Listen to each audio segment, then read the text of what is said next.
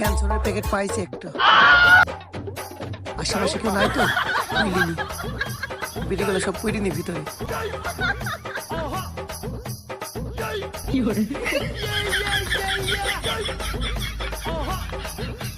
পুরো কমপ্লিট হয়েছে, আমি দোকানে যাই একটা চা খেয়ে আসি।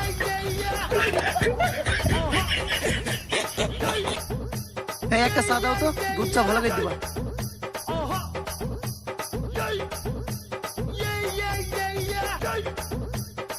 আমি তো ব্যঞ্জন খাই, ওরা কি খাইতে পারে ব্যঞ্জন? কোন থেকে এলো মারিছে নাকি? সিগারেট প্যাকেট দেখছি ও হাতে। কি জানবো, আমরা 5 টাকা দামে বিড়ি খাইতে পারছি নি, আর ও এসে ব্যঞ্জন খাইছে।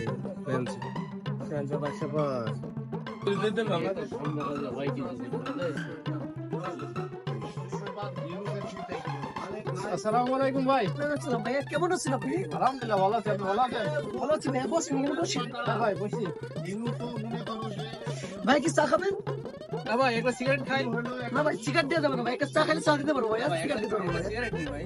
না ভাইয়া সিগারেট নাই আমার কাছে ভাইয়া, একটা চা খাইলে আমি দিতে পারবো। ভাই চাটা তো খাবো না, একটা সিগারেট খাই ভাই। ভাই একটা সিগারেট খাই না ভাইয়া। একটা সিগারেট খাবে, চা খাবো না ভাইয়া।